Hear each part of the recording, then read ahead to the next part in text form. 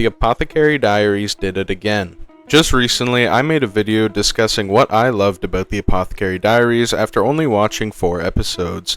I have since finished the first season and my love for the show has only been reinforced. So here I am back making another video talking about how much I love the show. In the other video I made, I said I was confident in saying Mao Mao is an amazing main character, and I could not have been more right. As each episode goes by, I can't help but just absolutely love Mao Mao's character. I think a huge part of why Mao Mao is such a good character is because of how amazing her voice actor is. She does such an outstanding job at portraying Mao Mao's voice in different situations, and it's easily one of the best voice acting jobs I think I've ever heard. One of the most important pieces of Mao Mao is the variety in her character, so it's super important that the voice actor is able to accurately represent that. And another thing that was really interesting to me in the first season is learning a bit about Mao Mao's past and her family. We are introduced to Mao Mao's real father, who for a good majority of the time we see him is a character I absolutely hated because he just seems so weird and suspicious. However, when we learn the truth about what really happened between Mao Mao's father and mother, it was honestly extremely heartbreaking and I couldn't help but simply feel bad for him. I still think he's a weird guy because of the way he talked to Jinshi, but he's not the monster I thought he was. Mao Mao really had a rough upbringing in terms of her relationship with her family. We also learn that Mao Mao's adoptive father is her actual father's uncle, and things like this are what truly make the Apothecary Diaries special to me. The way everything connects and all the layers in the story that were clearly very thought out are just the base of what I love in a show. As I mentioned in my last video, I felt there was a lot of similarities between Frieren and the Apothecary Diaries despite their very different stories and settings. And now that I've seen the entire first season of the Apothecary Diaries, I've been able to understand what it is about both of these shows that make them so good. Both Frieren and the Apothecary Diaries are very fleshed out in terms of character and story. That is truly what makes a show top tier for me. And speaking of the characters, the rest of the season since the 4th episode has done a really good job at creating intriguing characters. 2 that I've already mentioned were Mao Mao's parents. A couple others I'd like to mention are Suirei, concubine Lulan, Aduo, Xiaolan, and Fengming. Just a quick side note, I really apologize if I butchered a lot of those names because I'm going to be honest, I don't think I pronounced any of them right, but I'm just going to roll with it. Starting with Aduo, she's a very interesting character because it's pretty clearly hinted at that she's Jinshi's real mother. However, it also doesn't quite seem like Jinshi actually knows this. It's an extremely fascinating plot point that I can't wait to see get explored further, at least I hope it does. With the departure of Aduo, we're introduced to a new concubine by the name of Lulan. She clearly holds some type of importance that hasn't really been shown yet aside from being the daughter of a very high-ranking official. It makes me curious what importance she will have in the future.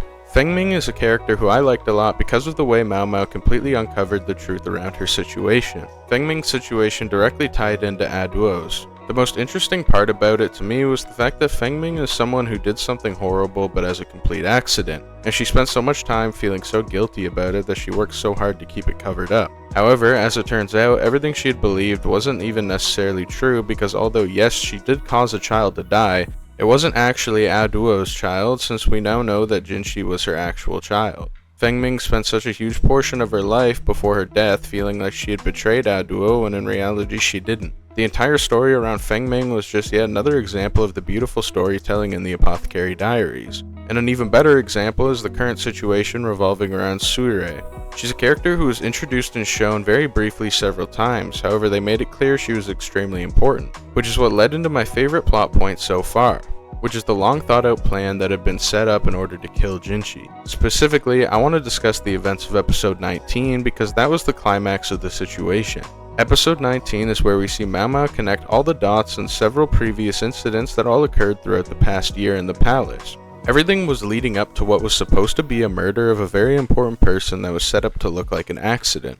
However, what Mao Mao didn't know is that the important person in question was Jinshi. In the episode, watching as Mao Mao races to the ceremony only to get blocked by a guard was extremely tense, especially with the way Mao Mao was seriously injured once she was finally able to make her way into the building and save Jinshi.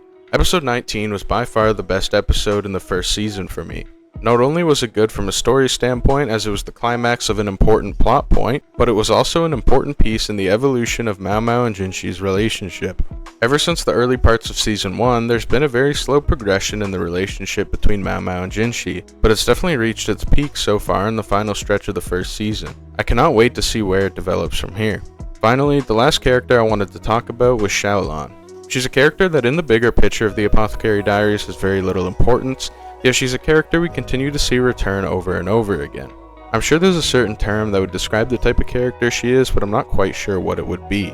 But we mainly see her having small discussions with Mao Mao, and although very minor scenes, I always enjoy seeing them. It's always nice to see this character we knew very early on come back over and over again in small portions.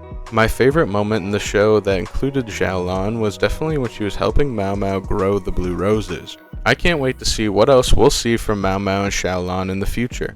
Finally, the last thing I wanted to discuss about the Apothecary Diaries is really just the overall theme and setting. Honestly, I had no idea what to expect when I first started the Apothecary Diaries. I'm not at all familiar with the era and themes the Apothecary Diaries revolves around, but it's still very fascinating to me.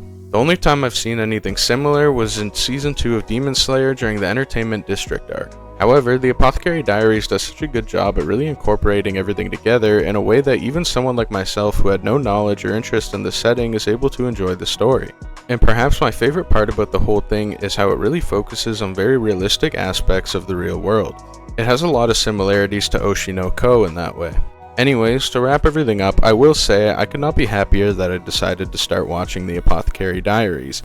It's absolutely deserving of being nominated for Anime of the Year, and in my opinion, if it wasn't for Frieren, it would have my vote.